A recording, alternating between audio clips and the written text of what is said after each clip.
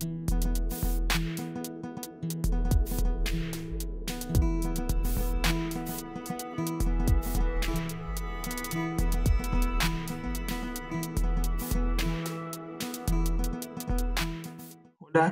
mi nombre es Cristian Rettig, soy profesor del Departamento de Filosofía de la Universidad Adolfo Ibáñez.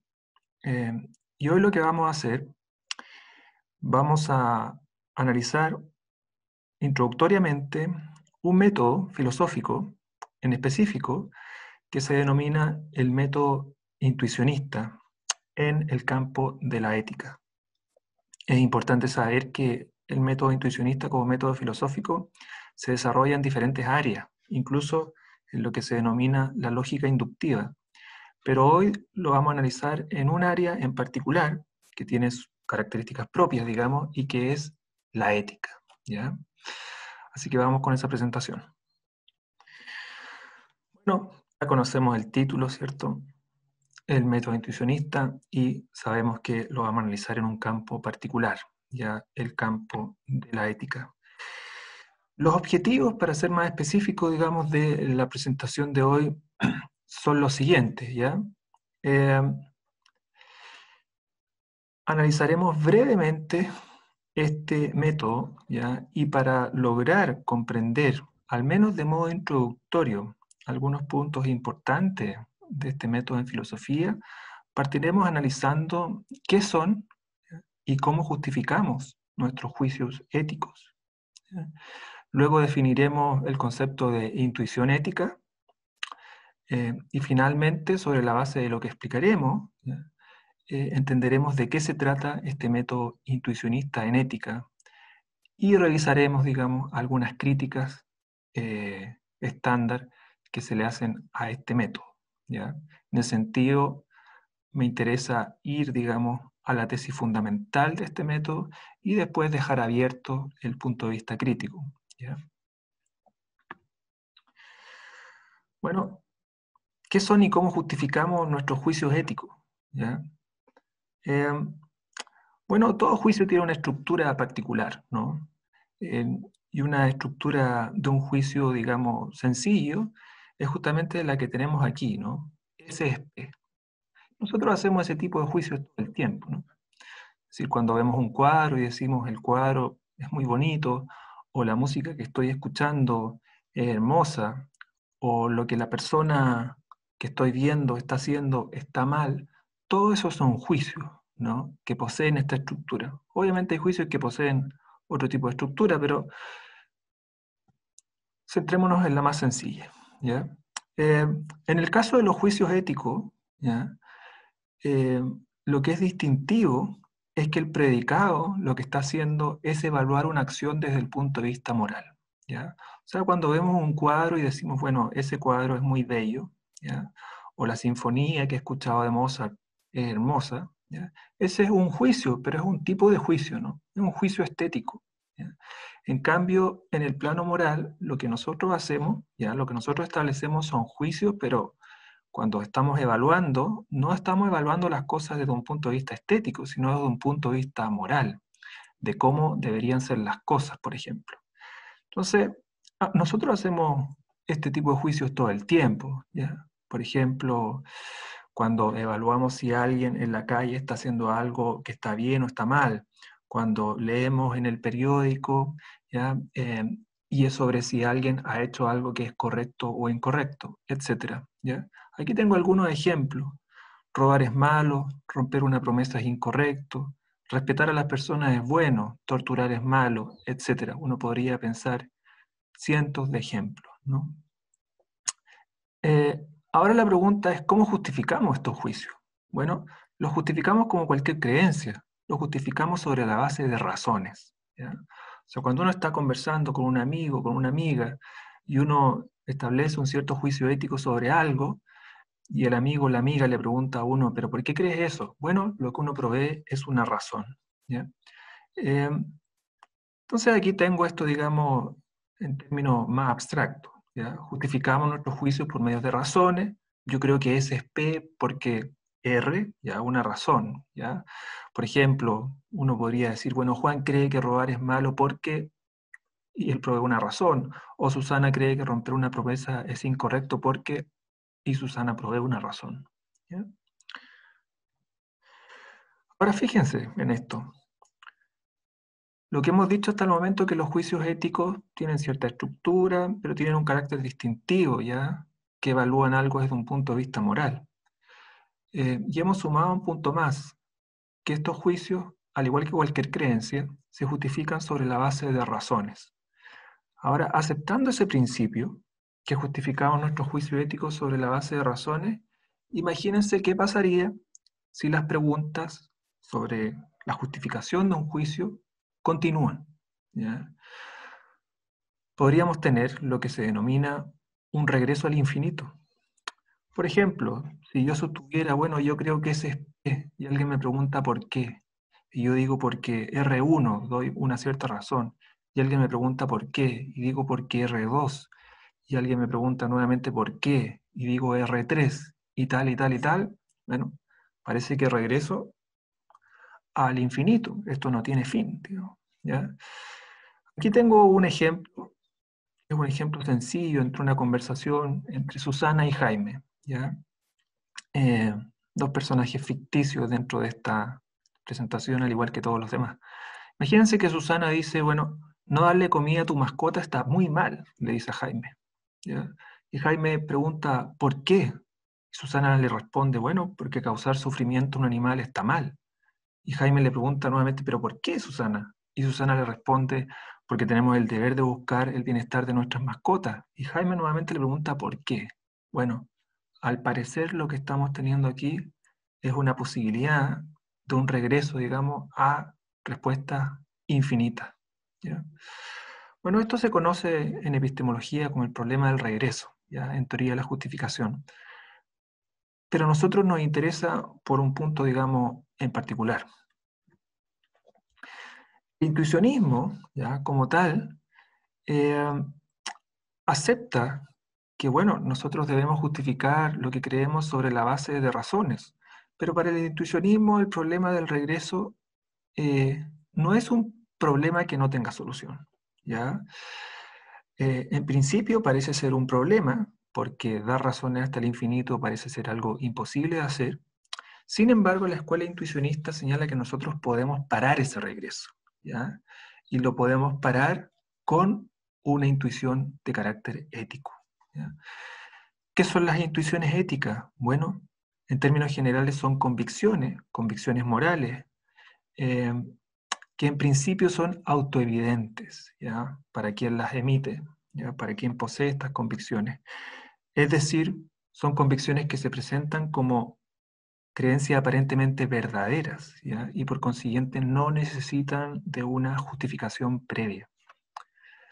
Ejemplo, volvamos a nuestro diálogo ficticio entre Susana y Jaime. Supongamos que, bueno, Susana le reclama a Jaime, no darle comida a tu mascota está mal, ¿ya? Jaime le pregunta por qué. Bueno, porque causar sufrimiento, le dice Susana, está mal. Y Jaime le pregunta nuevamente por qué. Bueno, porque tenemos el deber de buscar el bienestar de nuestras mascotas. ¿Por qué? Porque debemos buscar el bienestar y no el sufrimiento de los seres vivos. ¿Por qué? Y finalmente Susana le responde, porque eso es en principio autoevidente. ¿Ya? En una conversación informal, Susana probablemente diría, bueno, porque es obvio, Jaime, ¿no? Bueno, ahí lo que se está haciendo, ya lo que está haciendo Susana es colocar sobre la mesa una intuición, ¿ya? Es decir, una convicción moral que le resulta autoevidente, es decir, que no necesita de una justificación previa. Es en principio verdadera, ¿ya? Teniendo, digamos, eso claro, ¿ya? Es decir, bueno, que cuando nosotros argumentamos, es decir, damos razones en el campo de la ética y justificamos nuestros juicios, podríamos retroceder hasta el infinito, pero para el intuicionismo, digamos, es posible parar, bloquear ese regreso a través de ciertas intuiciones, es decir, de ciertas convicciones que son autoevidentes y por consiguiente no necesitan de una razón previa. Bueno, el método intuicionista justamente toma esta idea, ¿no?